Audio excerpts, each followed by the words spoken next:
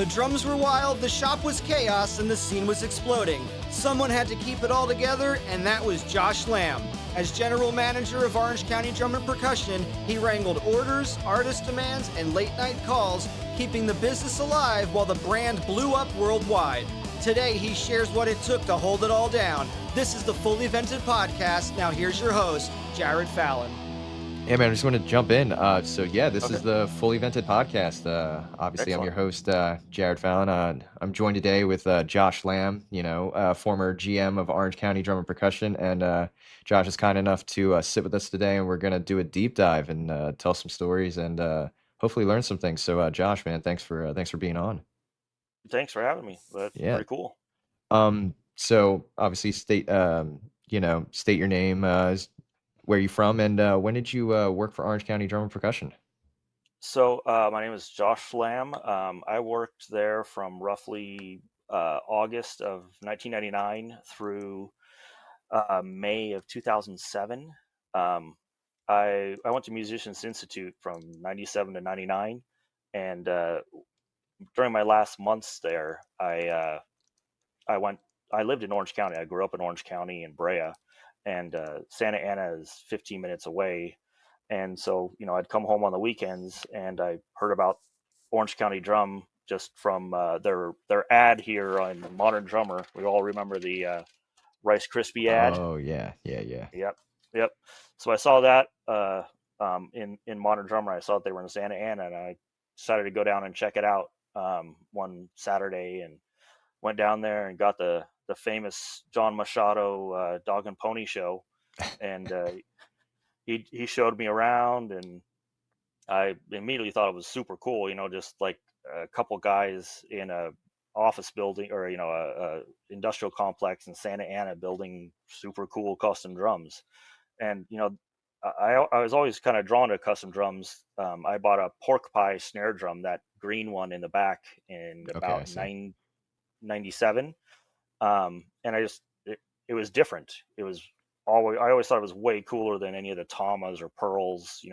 Those are just kind of boring. And Orange County Drum was doing some cool stuff.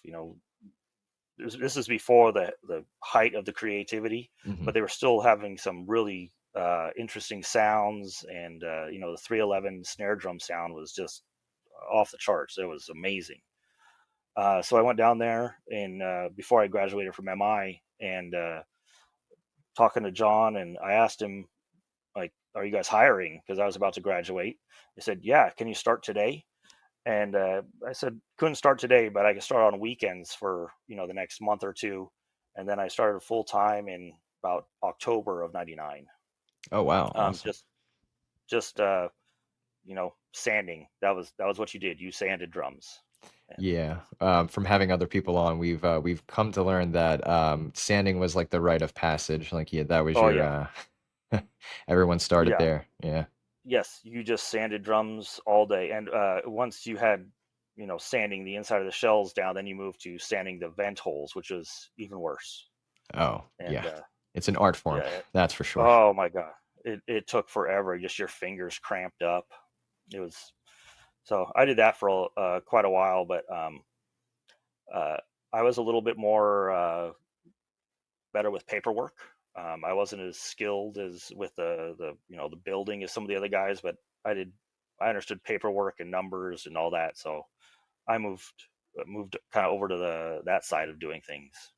All right, right on. And So I'm gonna jump into a little bit more in-depth questions with you. So you okay, said, you heard of Orange County through Modern Drummer, that ad that you had showed us. Were you a drummer?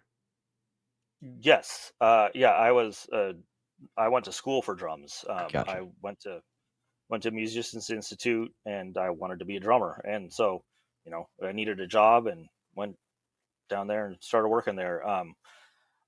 I tried to play as much as I could, and I don't really play as much anymore. Times have changed, but yeah, I love playing drums. There's something to be said for hitting something really hard with sticks. It's very satisfying. So prior to Orange County, were you were just mainly focusing on playing? Did you have any woodworking experience or building experience when it came to drums? Not really, no. Most of the guys didn't have any experience coming in working with wood. Um, my dad was a mechanic and just a kind of a jack of all trades. So you know, I picked up some things, but for the most part, it wasn't a developed or a skill that I had developed prior. Gotcha. Yeah, from other interviews, we've kind of seen this pattern here of like, I think in my head of like, the quality and the pedigree of drums that came out and learning that, oh yeah, like I never picked up an orbital until I started working there, or, a lot of people didn't have prior experience building drums until working there, which I think is Yeah, kind of cool in a way, kind of adds to the mystique a little bit, yeah. No, almost no one had experience before working there. Didn't know how to work a sander, which you know is interesting. Yeah, totally. So it's a whole lot of on the job training. Uh, so, how would you describe day to day? What was the day to day like? Well, in the beginning, we'd go in there. We didn't. It was not an early rise or business. We'd start at about 10. Get in there, and it's usually just starting to sand drums. You know, Later on, there was Jeremy and Max and Vladi, and then some other guys, and we all kind of had our specialty. Jeremy and Max were they developed their skills much faster, and they were much more skilled than a lot of the rest of us. So they did a lot of the more intense things, or bearing edges and the like that were more skill intensive. John always liked to do the 20 plies and adding the plies to the drums. Okay. He liked hitting things with a heavy hammer. So he would get back there on the ground and, bend the plies in and just hammer them home for, a couple hours. So that was what he would do. Um, I would go back there and help sometimes, but I wasn't as good as they were, and I was much better at the paperwork and answering the phone and talking to people. So I stayed mostly in the office. Um, Okay. So when you said you kind of like we said the rite of passage of sanding shells, you know what I mean? And you said you planned the NAM and you were in the office, but did you what other jobs did you do there? so I took orders. I handled all of the, people would call up and I talked to them about the drums, give them a price quote, write up a worksheet or whatever, what have you, and talk about what they might want. I also handled all the dealers that we had and took orders from them or, talked to them. We didn't do any selling or anything. We didn't cold call any dealers to try to get them on our network. I also took care of all the international deals. Oh, So I talked to everybody that was Canada, Thailand, Japan. So I'd write up orders and you know answer. I also answered all the emails from the website. Um, that took a long time to get up and going. We didn't answer emails till I don't know 2004 or so. oh. We didn't we didn't even have a computer until 2004. There was a website, but hmm we didn't take care of the emails till much later. Did you have your hands in helping build the website or Yeah, anything like that? so Joe Machado's son Blake, he designed the website, and I provided all the content for it and how it should kind of work. Okay. And and mind you, I have no experience whatsoever. I'm 23 at the time or 24, and I don't know what I'm doing. uh, there's a whole Just lot of kind of like, just kind of winging it. yeah, let's put that because there wasn't any like rules or John kind of was very hands off, and so he kind of let me, you know I would bring stuff to him for him to approve, but he was kind of like, yeah, just do it. If you think it's good, do it. So Oh, same that's with cool. all the content. I would do the interviews or go to the shows and talk to everybody. And so I would write up the like the interview or Or like whatever. blog, And I guess early days of a yeah, the blog. blog. Yeah, there we go. Yeah. so I would do all of that and take pictures and everything, and I'd give it to John, and he'd kind of edit it, and then we put it up, and that was it.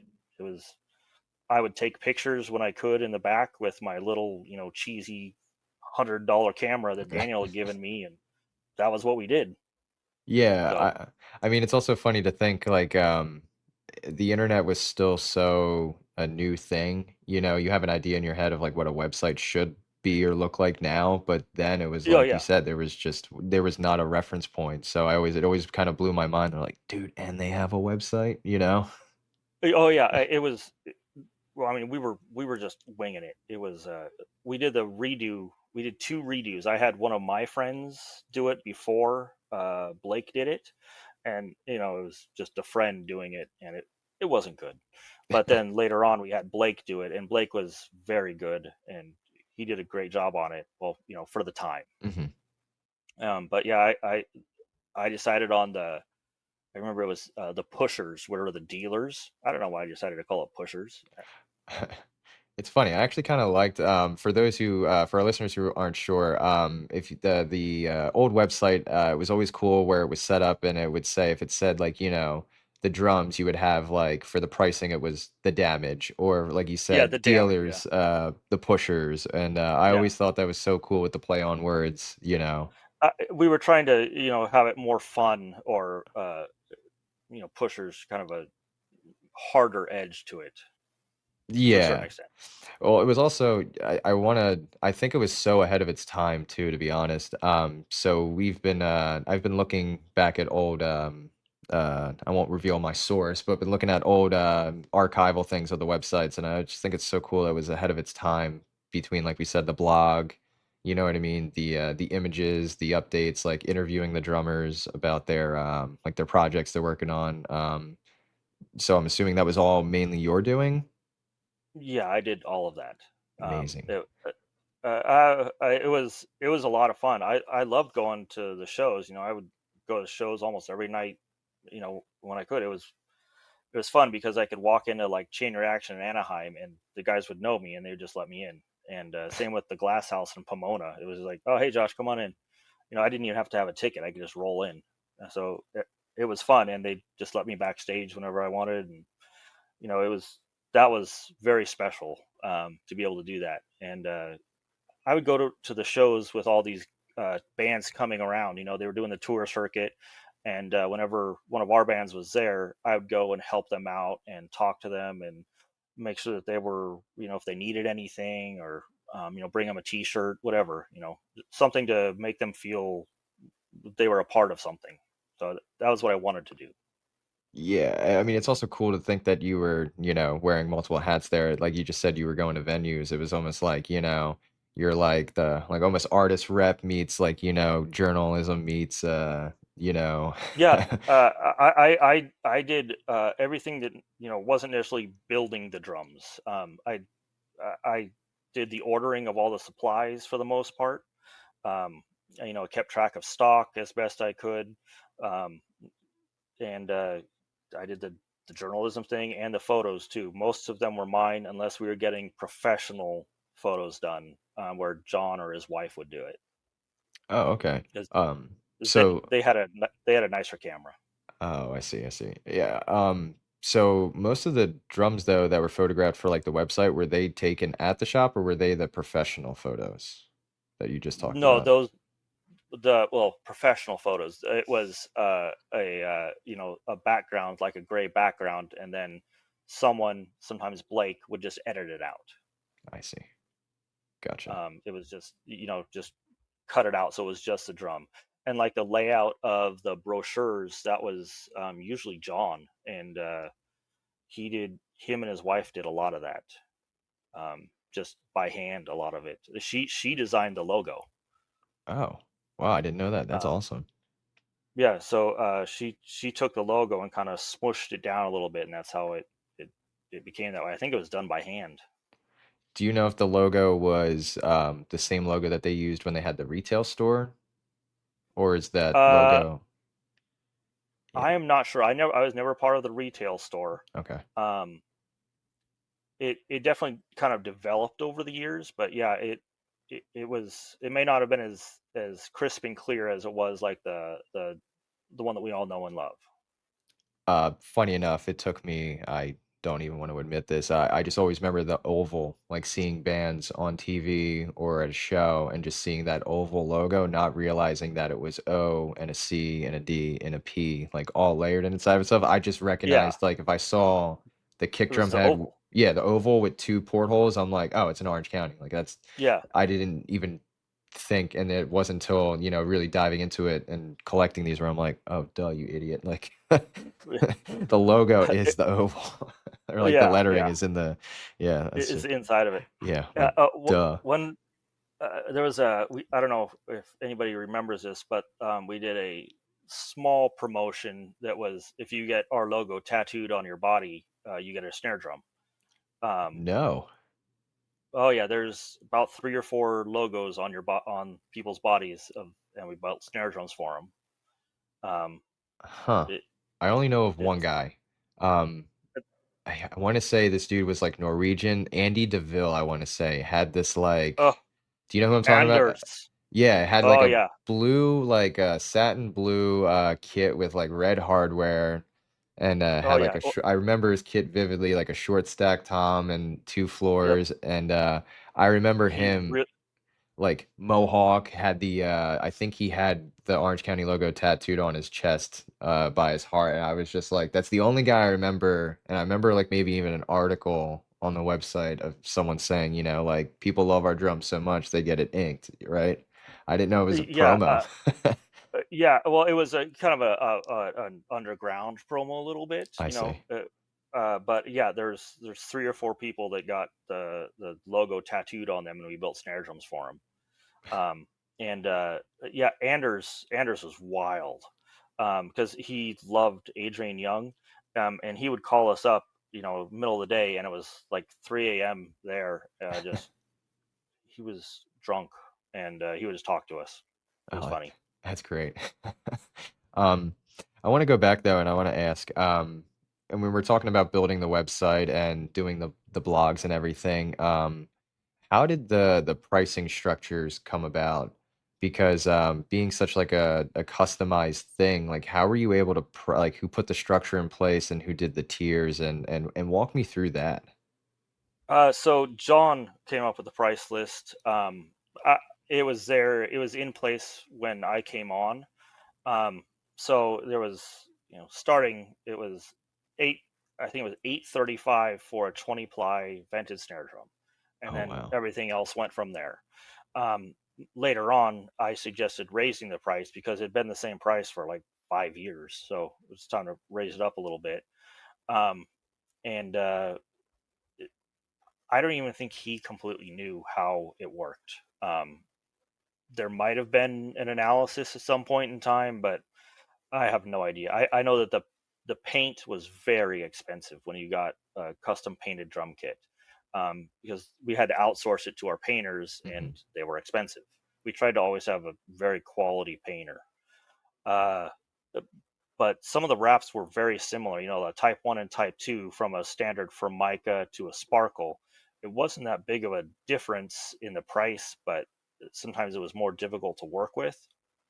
So there were definitely times where the pricing didn't necessarily reflect what was happening Yeah, I was or just what about needed to to be done. ask did you equate for like the labor, like you just said, the wraps, a Formica wrap and a Sparkle laminate are relatively same in pricing per se, but the labor that goes into working that material might not equate for the same pricing structure? Yeah, it there was definitely flaws in the system because sometimes things would cost so much to do. There's so much more labor intensive, like a stain to a sparkle wrap. There's so much more labor in the staining because you got to sand the outside of it and finish it as well.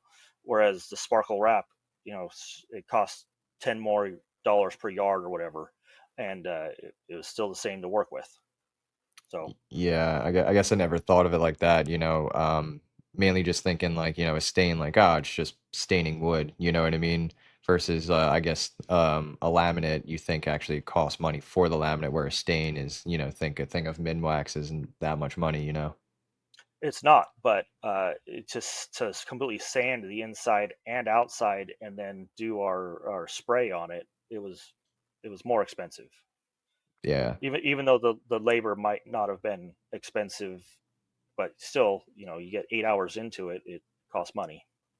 Oh, totally. And then we had, from previous guests too, we've heard the stories of, a quote would go out for a kit and it would be, like you said, a painted kit. So that was obviously outsourced and it would go to the painter and it'd say the kit was quoted at, just throwing a number out there, like, $3,800, for the kit. And then, they would get, you'd get it back from the painter and be like, John would say, oh, he really stuck it to us this time. And Yeah. it's a $3,000 paint job. So now you're only gonna, Yep. in theory, make $800 off that kit. Oh yeah, there was a lot of imperfections. They try to work on just a base price on things of painters that we didn't necessarily use anymore from 8 years ago, and it just hadn't been updated. So, price of painting going up, and sometimes, you know, it kind of seemed like the painter might have needed to make a little extra money and bump the price up a little bit. I So, see. How many painters did you guys use? I only know personally of like two. A guy named so Justin popped up a few times. yep, Justin. He only did usually snare drums for us. He lived in Brea, I think, or La Habra, and he was a super nice guy. He wasn't necessarily as good, but he definitely, just a basic painting. He was very good at it. He did mostly snare drums. I think he did a couple kits, but not a lot. Then we had Scott. Scott was our main painter. Scott was a madman. He did all sorts of stuff, and he was very creative, and he was a true artist. But he was also expensive. And then we had one other guy. I think his name was Lance, and we used him when Scott might disappear or not be available. I see.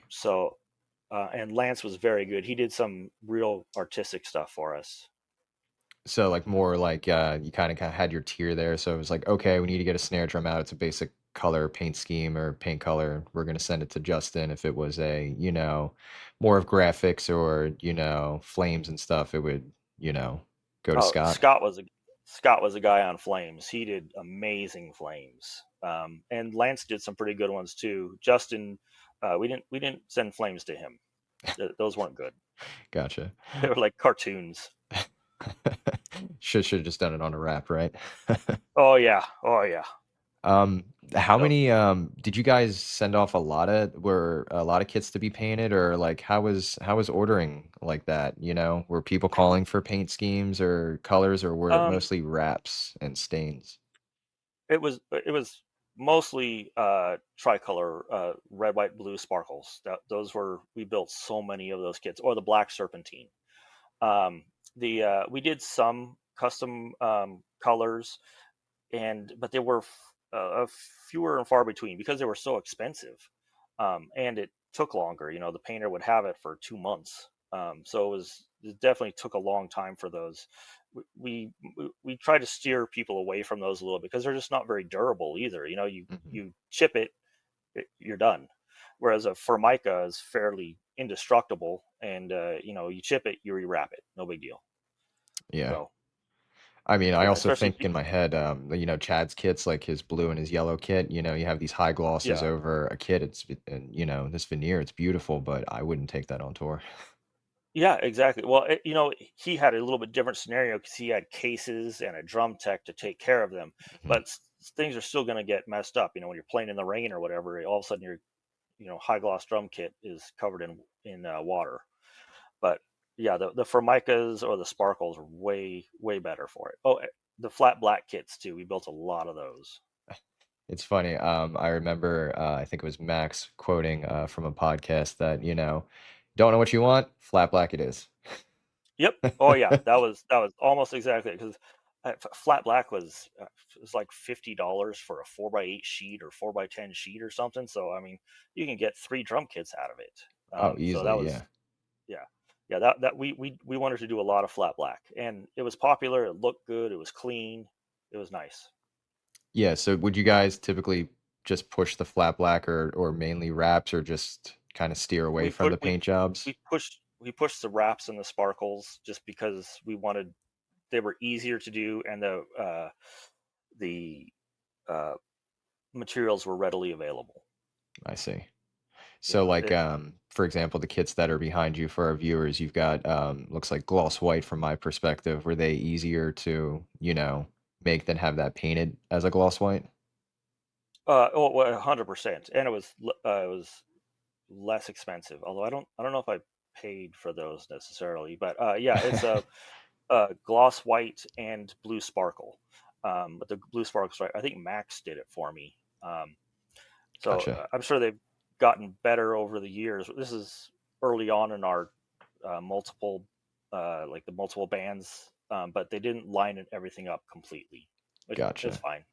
Well, this would be a good time to tell our viewers if they haven't already to subscribe to our Patreon because Josh is going to stick around and we're going to actually talk about those kits specifically, so you guys will be able to really nerd out over that. But moving on, what was the hierarchy? Like, who did you report to, uh, whether it be day to day or just in general? Like, who was your For handler per me, se? Yeah, I didn't necessarily have one.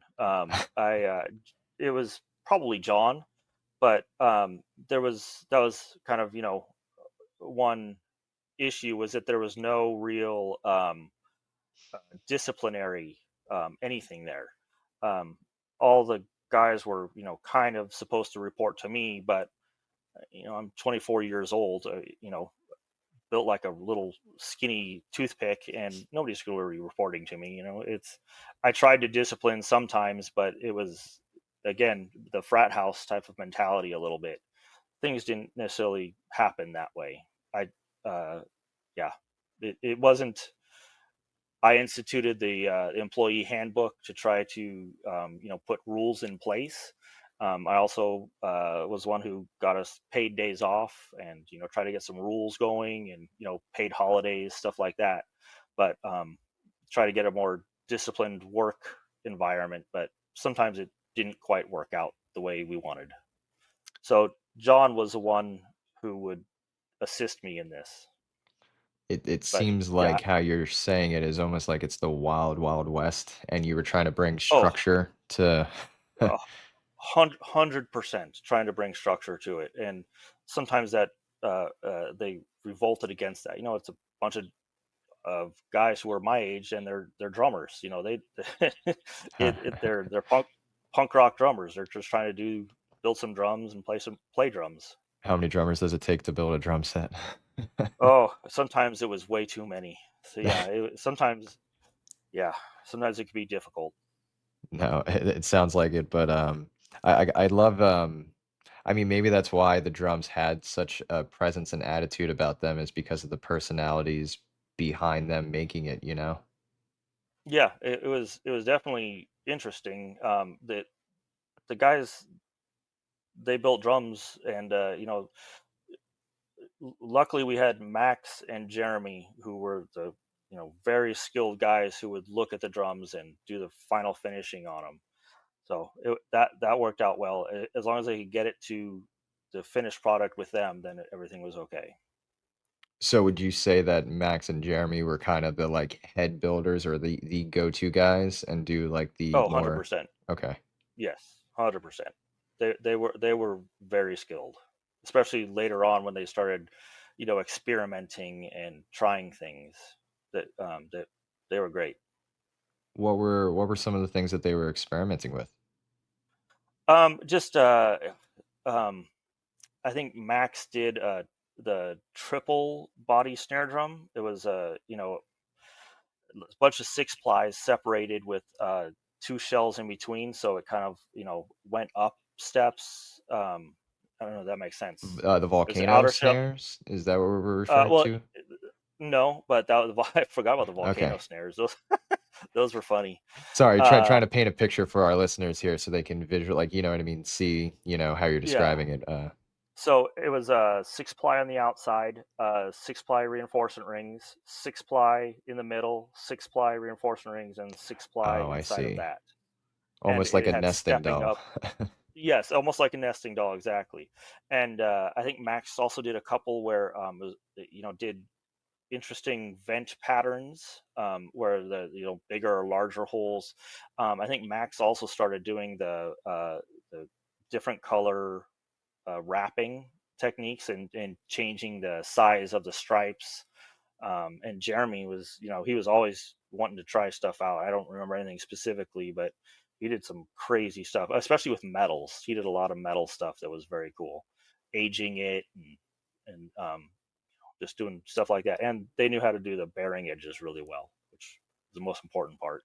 Interesting. Yeah, I think it's funny. I have a good, not a good, but I have a few drums that Max used to own. So the hollow body is what comes to mind when you were talking about the six ply Yeah. followed by yeah. So Yep. I don't think mine goes that deep as far as three, but yeah, it's really cool to hear about that. So the hollow body was Daniel's idea, and I think John may have started it, and either Max or Jeremy kind of because it was later on and John wasn't building as much. So I think Daniel brought the idea to John and or Max and Jeremy to do. Right on. Also something that like sticks out in my head is like you remember the times of like Orange County choppers and they would do theme bikes and stuff like that. Yeah. So I'd always think of, the parallels between that and they had I remember looking on the site, they would have like, a fire truck or a cop car style drum with the Yeah. badge and the lights, or the one that always stuck out to me was like a Black Widow snare where it was a hybrid, it's hollow bodied, has the webbing and stuff.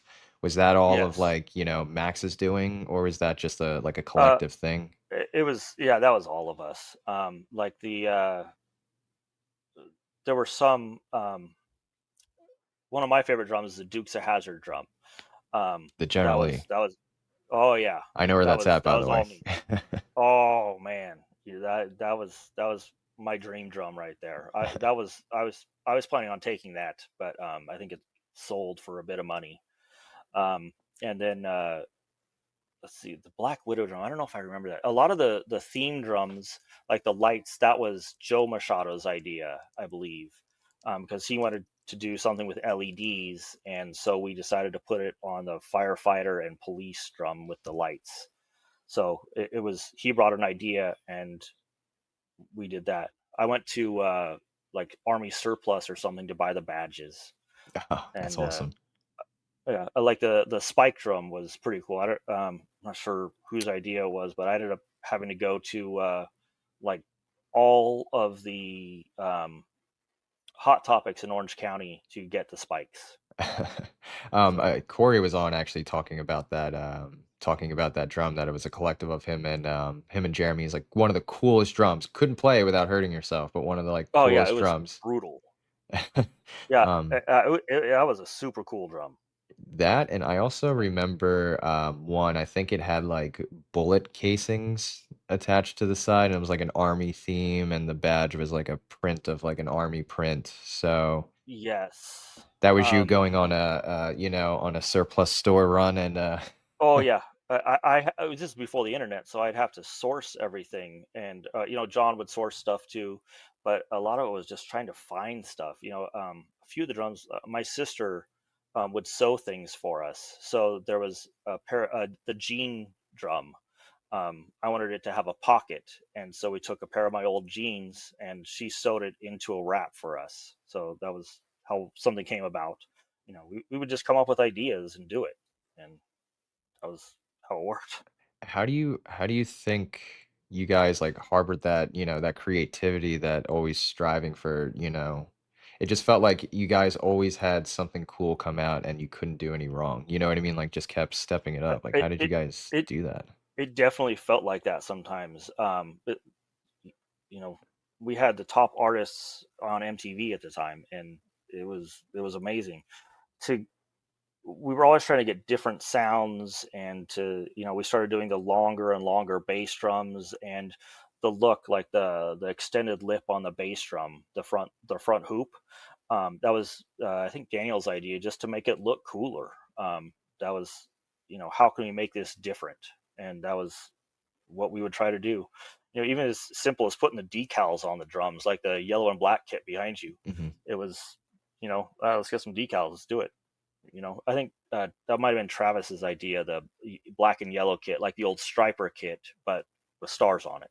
Just change Oh, it up. interesting. Yeah, I remember seeing pictures. There's a ton floating around of it just being the yellow kit with black hardware, and then I guess at some point the stars were maybe added later. Possibly. Yeah, it was from the striper kit, which John had originally made from the band Striper, and I think Robert Travis Sweet, had I think seen. is his name, right? Yeah, yeah, Yeah, yeah. there we go. And I think Travis saw that and liked it, and so he built another one. And then he wanted, he was doing the famous stars and straps, and so he wanted to put stickers on it and put stickers on it. That's So rad. I also always loved the like the color combo concepts. Like, if you're gonna do the yellow with the black hardware, you do the black stars, or you do like the inverse on the snare. Like, it's a black wrap with the yellow hardware and the yellow stars. That was like always so cool to me as a kid.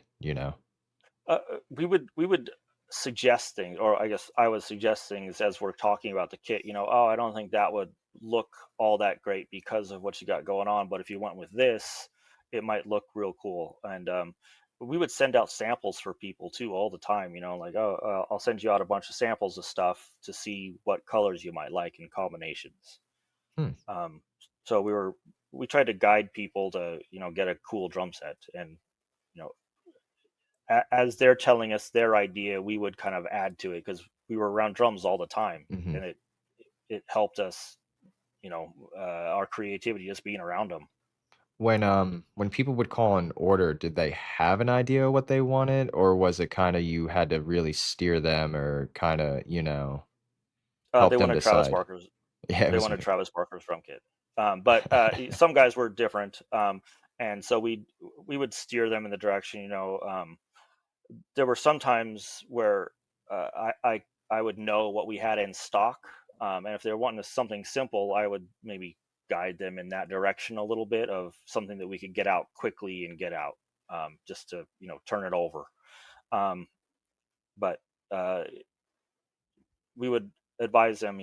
We've had a really good time, good luck with an 8x12 tom as opposed to a 9x13. That seems to be more popular. Just little things like that.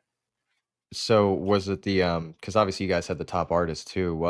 Was it you guys pushing more of the unique sizes, or was that just what the artists were requesting, or was that you guys also pushing it onto the artist? No, that was the artist requesting something different, and a lot of that was because they couldn't get something different from Tom or Pearl a lot of the time. Um, so, like Chad Sexton, he wanted lots of different sizes, um, and his snare drums. He had particular taste for his snare drums, and Adrian Young, like with the short stack toms. He wanted something different, and that was super cool. Those short stacks, those were really cool. We built a lot of those. Oh, absolutely. I can't remember if it was somebody on here or I heard from somewhere that like a lot of the ideas of like the short stack stuff came from cutoffs or things that were, Oh yeah, that laying was behind. 100%. Yeah, the short stacks, it was scraps, and so we'd build it and give it out, or make it because we could do it quickly. We had it left over, and it didn't take as long, so we weren't necessarily throwing anything away. The short stacks, I wasn't as big a fan of the sound that they had a lot of the time, but they sounded fine. It just, you know, they didn't have the same depth of tone that they could have. Yeah, I'm always under the impression too, like you can make a small drum sound big, but you can never replace the sound of a big drum. Exactly. Yeah, I Yeah. agree with that. Yeah. Yep. Also, just visually, I think it's one of those too, like just looks cool. Yeah. Like, It looked great. Like Adrian's jelly bean acrylic kit with the lights inside of it. That was talk about a kit. John. Wow. Oh man, that thing was so cool. And John was so creative with that because he had so many different skills. He knew how to wire everything up and make it like that. And it's awesome. It's so simple. Just a light $2 light fixture from Home Depot mounted inside of a drum. That's all it is. Um, So was that like did John have to go like was it Adrian's idea? Was it John's idea? Like how did that come uh, I about? I th- I think it might have been Adrian's idea, but I'm not sure. He might have said, "Oh, it'd be cool to have an acrylic kit with lights inside of it." So I think John was able to, oh well, we can do this. So we sanded the inside of the acrylic kits and mounted the light fixture inside of there and just wired it up to a basic, 110 plug. That was it. Just some lamp wire and a plug. That is wild. I mean, especially at the time too, because if like I think was it the probably the late 70s, Ludwig had the Trifoli kits, which were like the, tequila sunrise with the lights in it. But other than that, Yep. like acrylics and Yeah. lights in a drum weren't really a thing to be doing at that time, you know? No, not at all. We built the acrylic kit for John Otto that was triggered to light the strobes inside of the drums, and we built it, and it never quite worked right because I don't think the technology was there yet. So when you hit one drum, it would trigger the other drum to light up as well. So didn't quite work out the way it had planned. It I was really see. cool, but um, yeah, never quite worked right. The electronics didn't work. Were there a lot of failed experiments like that? Um, I wouldn't call them failed. They might not have worked as we intended, Okay. but they were still cool.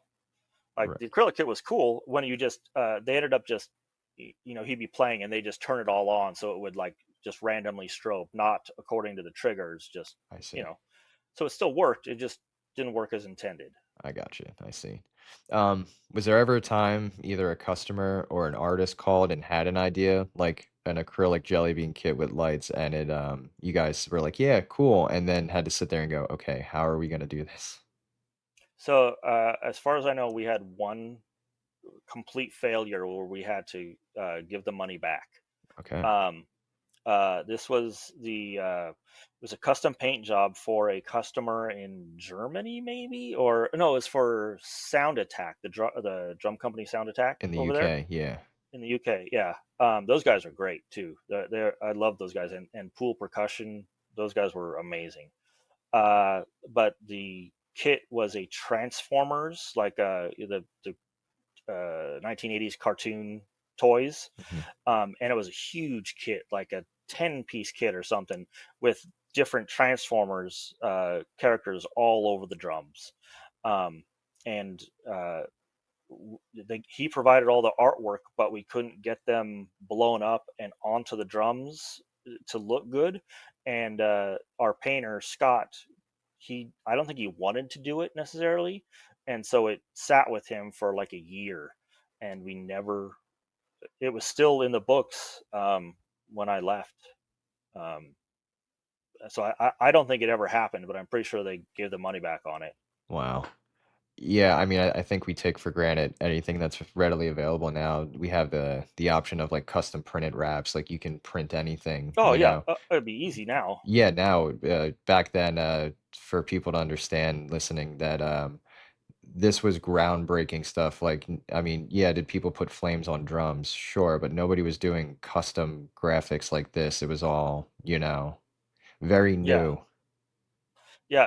So he had provided all this artwork, but it was just a basic JPEG, and we couldn't figure out how to get it blown up without getting pixelated, and put onto the drums. Because I think Scott was trying to actually airbrush the artwork on there, and it was just it didn't look good. Just wasn't happening. I see. Wasn't happening. Um, so you mentioned dealers and Sound Attack and Pool Percussion. How did those relationships happen? Who was responsible for like the dealer list and really getting the drums out there? So there was an initial dealer list that of dealers that we dealt with that came through just when I started, and then after I was there, we have dealers call in and talk to usually me, and we'd start setting them up with some drums. They place an order, and a lot of times NAM show would be a time where we take on more dealers, and we usually had, I think it was about a 250-mile radius of for dealers that we wouldn't put in another dealer in that area. And if you lived in that area around 250 miles, we'd send the person to the dealer. I see. Yeah, So, and that was I took care of that. interesting. Because I do remember looking up as a kid. I was like, whoa, well, you guys felt like you kind of pushed everybody to go through the dealers, but I feel like at the time, being on the East Coast, I think there was only one dealer. Might have been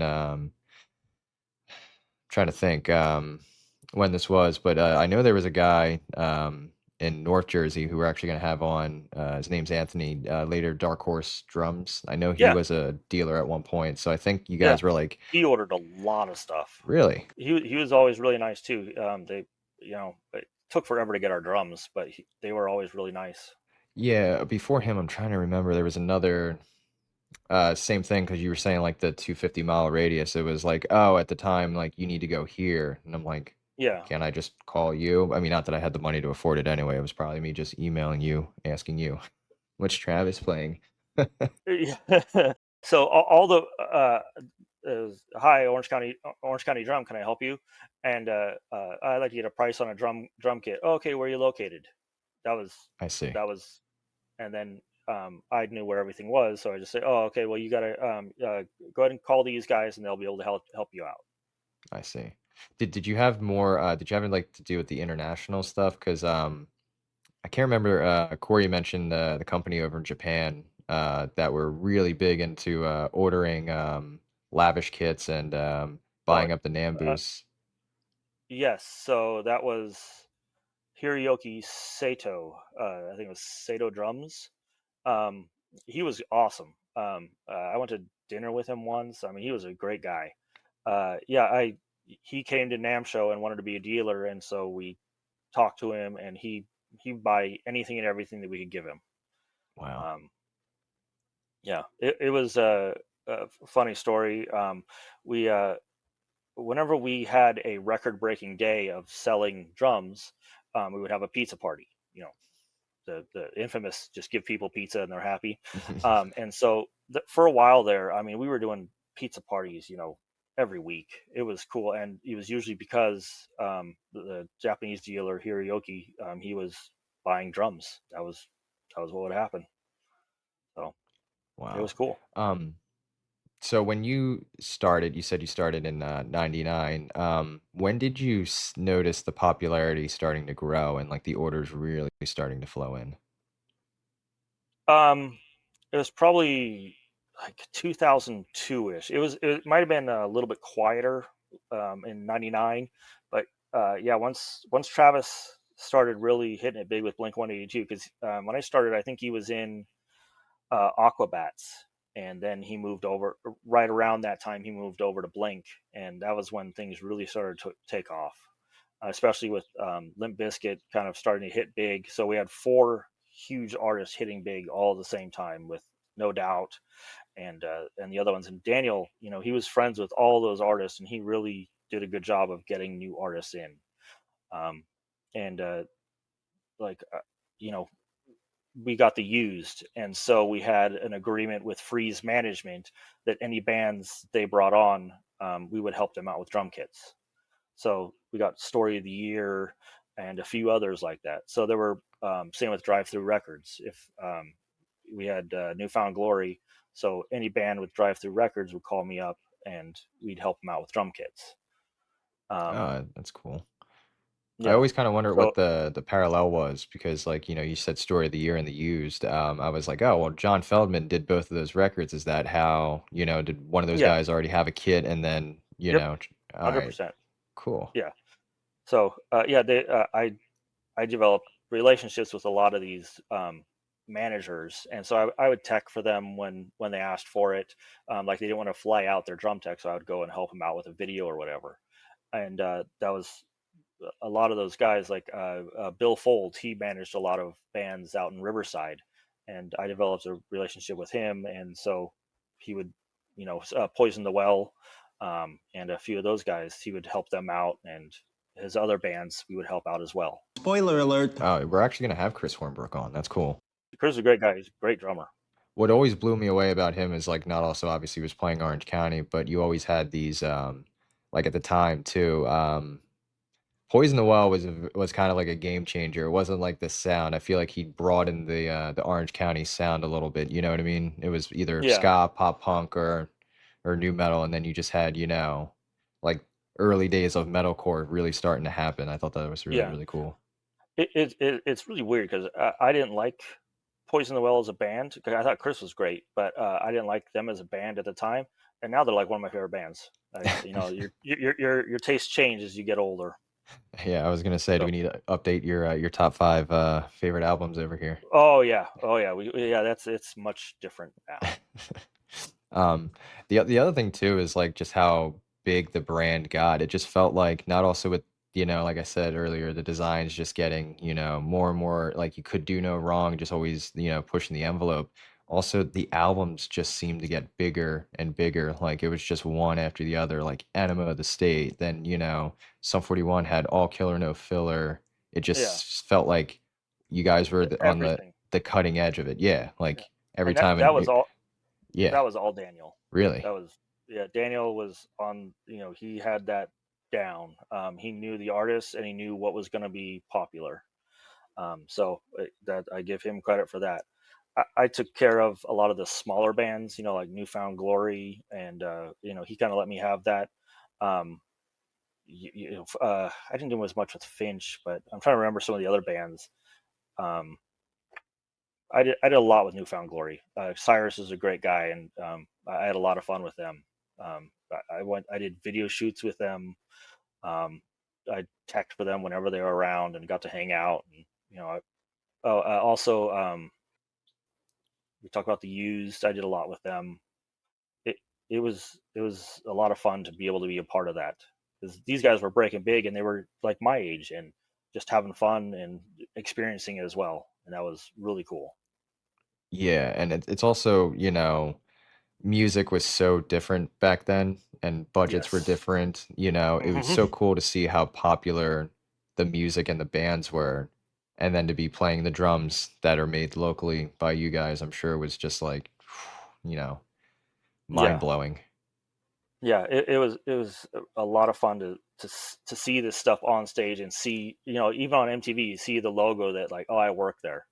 I mean, it had become part of like my persona. I'm the guy from Orange County Drum, and it was great. It was fun. So, Yeah, and I don't think people also realize that, whether they knew it or not, they were hearing Orange County on the radio and not even, thinking about it. It's like these drums made so many, not even just the look, but the hit songs and albums that these are oh yeah, on. I just, yep, yeah, that's why we're doing yep, this. We want people to yeah, know. Um, yep. so speaking of like other memories, what are some of the coolest ones you remember? Let's see. Uh, doing I was teching for Lit at for one of their videos for Over My Head. It was on some soundtrack. But Steve Muncie was teching, and then I came in for one day, and I got to be there on Hot Girl Day. That was a good time. That was just me, the band, some video guys, and then like 40 hot girls. That was a good time. Um, let's see, and just being around all of the drummers, it was so much fun to just be able to walk into venues and, I drummed a Deftones show at UCI Bren Center. I got to sound check Abe Cunningham's drums for him that was really cool being up on the huge stage in front of everybody, just tapping it out. It was cool. Oh Um, yeah. and to be able to have access to just about whatever drums I wanted, to try stuff out. Um, it was awesome. I had the 50 ply, I had an inch thick acrylic snare drum. It was very good. I checked for Travis at the House of Blues, Los Angeles, and he was doing a show with Ti, and it was a Hmm. double show, so there were two shows in a night. I ended up parking my truck on the driveway to unload the drums, and at some point in time, they closed it off, opened the doors, and um, a bunch of people are standing around my car smoking on it on the driveway of the House of Blues. And I'm teching for Travis, so I don't have time to move my truck, and it sat there the entire show. It was super weird. Oh, Um, sure, it smelled great too. uh, it did not. There was ash all over it. It was and the NAM shows. I mean, that was madness. It was a lot of hard work, but being able to see all those drummers in one place and all of them uh, being so impressed with the things that we made, and the sounds that they were coming up with, and like, oh, this is really cool, and it made you feel good that they were so impressed with what you did. So that was very special. Yeah. I also just want to say you said Abe Cunningham. If we're going to talk about a vented snare sound, I Oh mean, yeah, that's one of the best ones. oh, Yep. easily. And Deftones are bigger than ever, Yeah, And white, white, white. White Pony. Oh man, That drum sound is incredible. easily. I think. I don't know if it was just a combination of producer dialing it in and his playing, but that just to me, whenever I hear that, it sums up like the vented snare sound perfectly, like emulates Yeah. it perfectly. Yep. I agree. All right. It's crazy. I was gonna say we might have the same top albums at the end of this, right? Um, so I also asked you about, John Machado and Daniel Jensen and, your relationships with them. At this point, Adrian was on board as the business side and a partner. What was your relationship like with him? um. So uh, he was really really nice and everything. There's definitely between John and him some tension sometimes, because Adrian was an investor, but sometimes there wasn't as much money going around as John felt that there should be sometimes, or wanting asking Adrian for money and him not bringing it up, but it is his money, so it, not my thing. But yeah, it was Adrian was nice. He was also the one who uh, he was the one who let me go when Oh, after the yeah. So he called me up and said, Josh, we'd love for you to be able to stay, but we can't pay you anymore. So if you want to stay and work, you can, but we just can't pay you. So that was from Adrian. It wasn't John wow. or Daniel. Yeah. Oh, I did not know that. Sorry to Yeah. bring it up like that. I was, Oh, eventually I was gonna ask, like, when did you leave Orange County and why? But it seems you just answered that. yeah. So I was a part of all the Orange County Guitar Center deals. Like I went up to LA to help negotiate and do the initial buying and everything and talk to them. And I was included on all the meetings, and it was going pretty well. But they had trouble. There was a lot of growing pains. Again, back to the frat house. There was a bunch of guys who didn't necessarily know how to run a business, growing at an exponential rate, and not being able to handle the growth very well. Is how I felt about it. I, I was 25, 26, 27 at the time, at the end there, and I don't know what I was doing. And John wasn't necessarily a great businessman necessarily, and neither Daniel wasn't necessarily around all the time. He was out on tour with Travis trying to take care of him, and that was part of our business, was taking care of Travis. And it just, things didn't go as well, and I was the first to be let go when they started doing layoffs because I didn't build drums, and John could do the office side of things. I see. Yeah, I mean, it also just kind of felt like you said that it was and talking to other people that you were kind of just winging it, kind of figuring it out, and you said the We frat all house were. vibe. Yeah, it's I think the business was growing faster than you guys could figure it out at that point. Oh yeah, 100%. I had no business experience. I went to a music school. I didn't know anything. So, Yeah. to be all of a sudden thrust into, Josh, what do you think we should do with this? I don't know, John. Yeah. So it was a lot. It was a lot of that. That or we've also heard from others like there wasn't any you think you want to start a business now, there's a business plan, or there was Oh no yeah. plan, just winging it, or we've heard other stories too of when it came down to things of like, buying hardware or even parts, there wasn't wholesale accounts. It was just go to the guy down the block, all local, you know. Um, for a lot of parts, there wasn't, like for the more specialty stuff, because we weren't buying huge amounts of things at the time until later on, like the lugs. We had so many supply issues getting the lugs in, not just the custom shark tooth, but the B5s. We talked to Roger at Sunlight, and he would just, I don't have any. I'm not expecting them for another month. I mean, what do we do with that?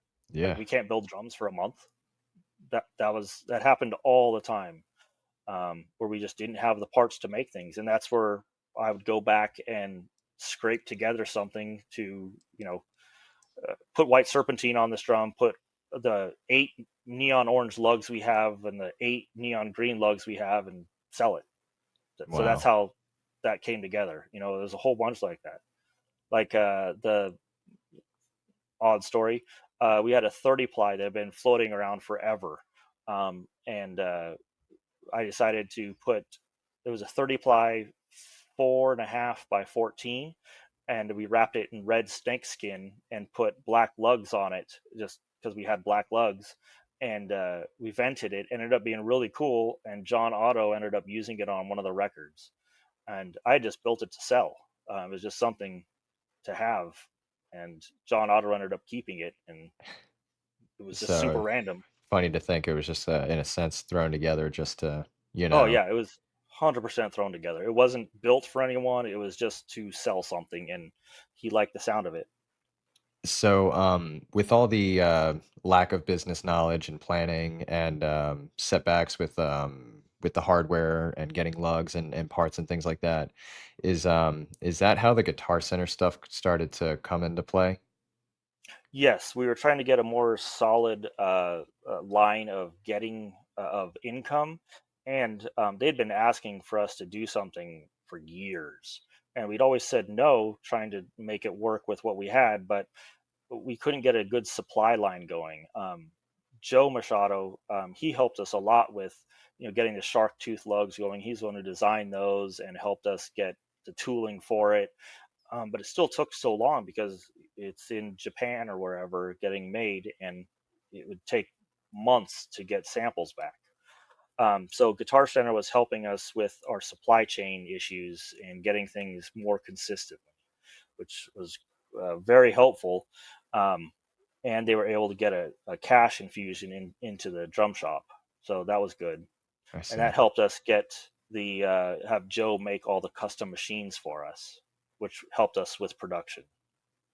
So I'd always remember the Guitar Center drum off, and you guys had sponsored that. Is that kind of where that relationship originally started, where Guitar Center started to hit you guys up like, hey, we should do more than just this? No, that was uh, the they've been hitting us up at NAM show every year for years. Oh wow. Um, Okay. because they'd come and talk to me and John, and they wouldn't want to come to the booth. They'd want to do it away from the booth. So we'd have to talk to them around the corner, and we would always tell them no. But finally, it I'm not exactly sure how it happened, but they finally offered us something that was good enough that we wanted to see what they had to say. And Okay. at the start, it wasn't actually selling the business to Guitar Center. It was, we were going to make drums for them, and they were going to help us with supply chain issues. Okay. So at first it was just kind of, we're gonna do these runs of drums and, help you Yes. guys get a better structure. There wasn't real the business wasn't at that point of selling yet, right? No. Okay. When did that did the selling happen after you left or Yeah, that happened after I left. okay. What was your take when you heard that it eventually had sold? I figured, yeah, I didn't think it was inevitable. I thought it was very sad that that was what it came to. But I also knew that John John was tired of struggling to a certain extent, um, and I'm not sure where Daniel's head was at, but I know John was just tired of. of struggling. He wouldn't take a paycheck sometimes. I didn't take paychecks all the time. So it was just trying to make ends meet, and he was tired of it, and he wanted to be paid out. I see. Yeah, it's one of those from a collector standpoint. This is kind of where it like stops for a lot of people. Everything is super high collectible, and then everyone kind of marked the Guitar Center that first run of snares as like the downfall or that was kind of the end or nearing the end. Yeah, it definitely had some issues with those, and it wasn't. Um, it didn't go very well. Especially, I think we ran out of stuff constantly with that first batch of. I think it was like 200 snare drums or something, or I think they were silver sparkle, and it just it did not go well. Yeah, I've heard, mixed stories throughout the years of, what transpired and what led to this, along the lines of, how the pricing structure went and how you ordered a kit was there was a 50% deposit to be put down on a Yes, kit, you know what I mean? Then you would pay the 50% or the remainder balance once it was done, kind of that like rob Peter to pay Paul thing.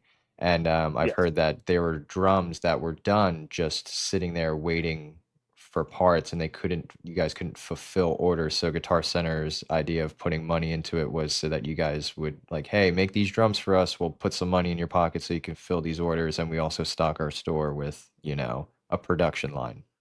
yes. That was exactly how it was. There'd be Okay. drums sitting on the shelves for a month, waiting for lugs or something. And in that environment, with the dust everywhere, things could go wrong very quickly.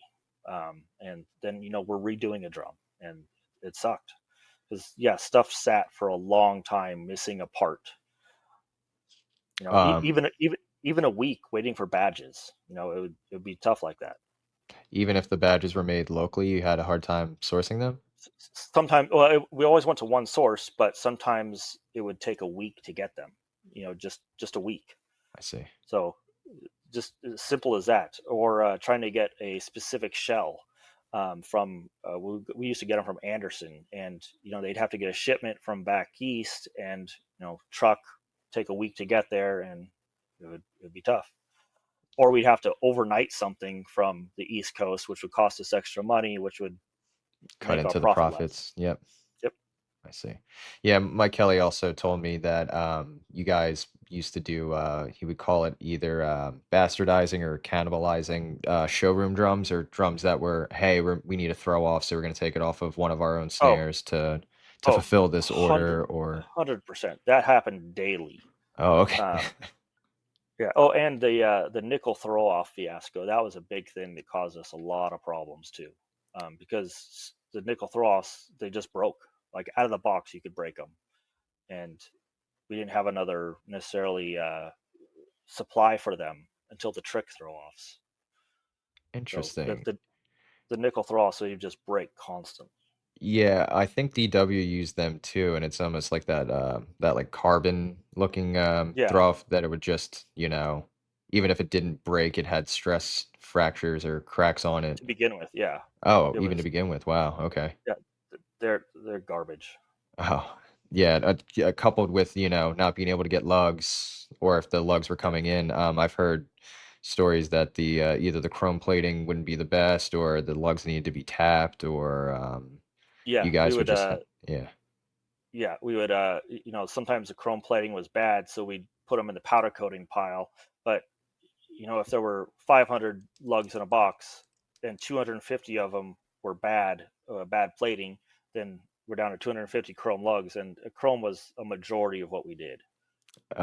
It's funny you just mentioned the pile. So we had Orange County powder coater. We had Steve on the owner of OC powder coating earlier. I'm Oh talking to yeah, him. Steve's great. I've Oh, done stuff with him later on.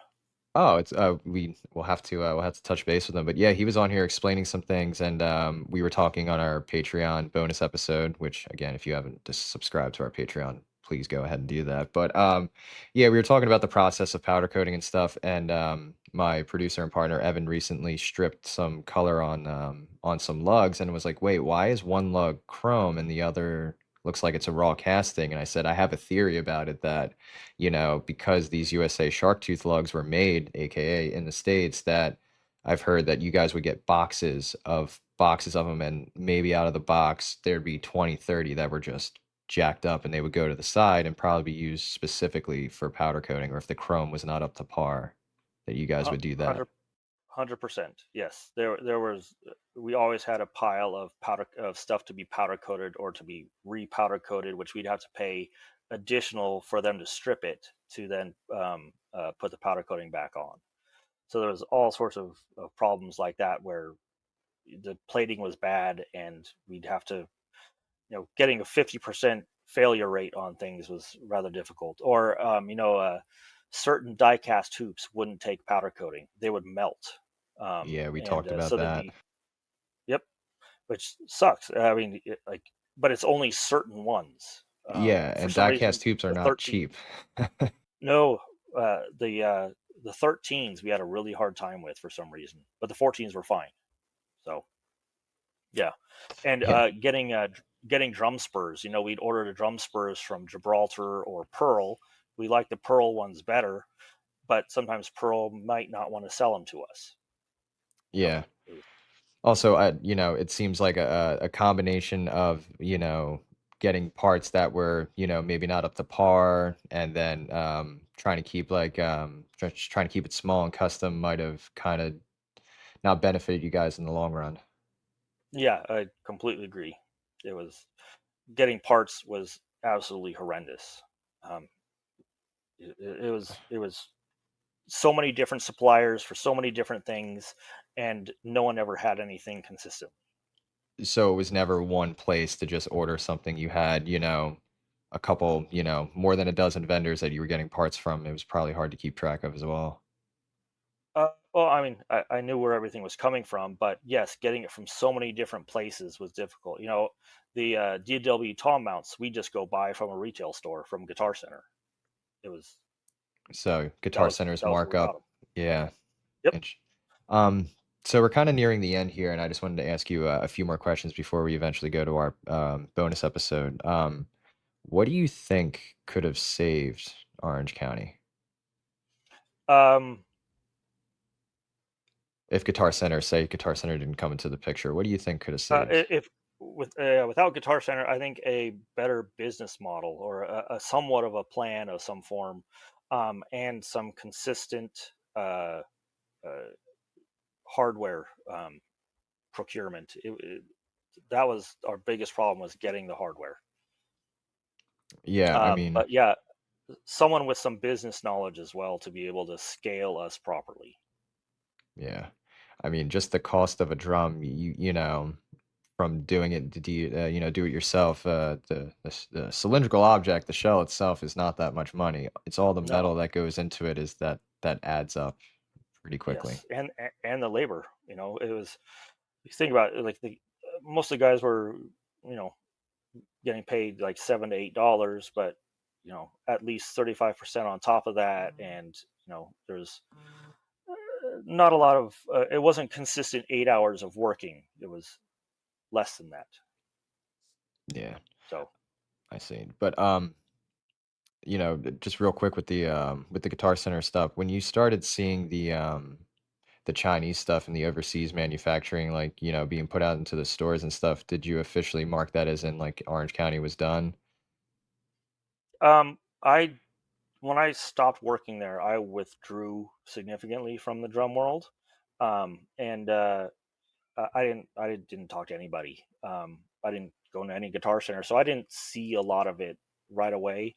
Um, I saw some of it, and I didn't really think much of it. It was just like, whatever. Um, didn't didn't go into it very much. It wasn't as interesting to me. Oh, totally. I mean, like I said, from a fan of the brand and a collector's standpoint, like seeing them, like it was cool that they for a lot of kids that couldn't afford the drums, and it was they can finally afford in Orange Yeah, County, but at the same time, to me, that wasn't in Orange County. not at all, not one bit. Yeah. It might have had a little bit of the sound, because they did some vented drums, but it wasn't. the true ones, the true Orange County drums. No, like they weren't capturing that, that magic between, the people touching it, the attention to detail, the edges, more importantly. They just, Yeah, everything just kind it of wasn't. fell short for me. Yes, completely agree.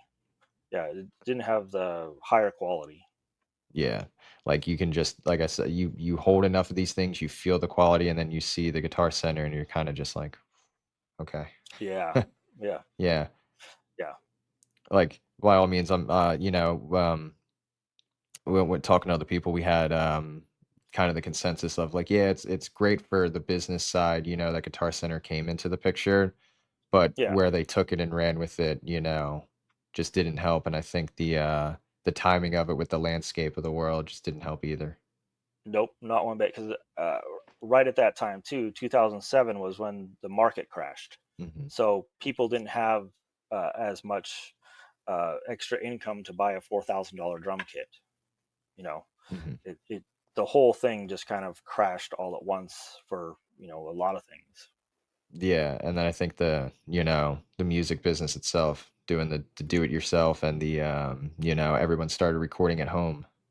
Yep, and there's not as much money going into it, especially with the advent of all the streaming services. So musicians aren't making as much money, and it's switched to a lot of kind of electronica overall, and the whole landscape changed, and the music industry wasn't making as much money, which trickles down all the way to the manufacturers. Yeah, and then, competitors kind of taking your formula and your, Yes. designs coupled with the landscape. It just felt like, like that was it. That was the nail in the coffin.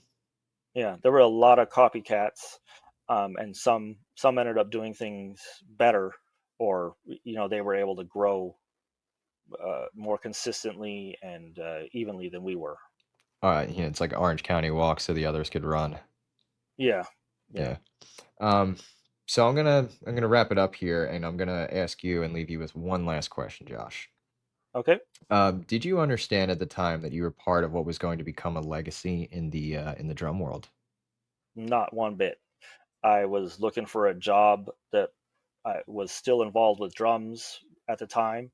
Um, Later on, I think I knew it was part of something special, and like I said, it became part of my persona, and I was very proud of it, and I had a great time, and it was amazing to be part of so many artists' growth, and to hear that music. Music was such a big part of my life. Drums were my life, and it was so exciting, and I look forward to it. To be able to just design drums and be around drums and like, oh, let's build this thing today. It was cool, and I loved hanging out with John and Daniel, and it was fun. It was a great time.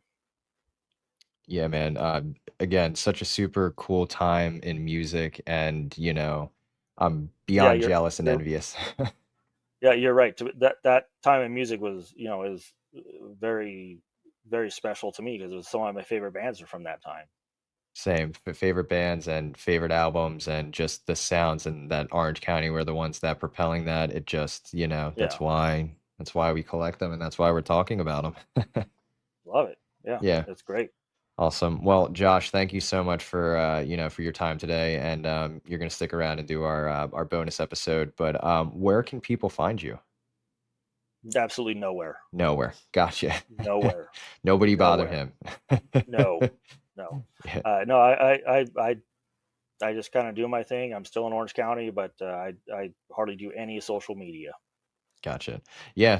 Again, I was very, very happy and surprised you agreed to do this. So again, thank you for your time, man, and it's been fun. And like I said, you're gonna stick around, and we're gonna talk some more. Sounds good. All right. Thank you, Josh. I'll talk to you later. Thanks. Bye. That's a wrap on our conversation with Josh Lamb. From the frat house atmosphere of the shop to the business deals that pushed O.C.D.P onto MTV stages and platinum records, Josh gave us a look inside the machine that helped shape a generation's sound. If you enjoyed this episode, we've got a bonus segment with Josh where he dives even deeper into his personal collection and rare stories you won't hear anywhere else. Thanks for listening to the Fully Vented podcast. Until next time, keep the stories alive and the drums loud.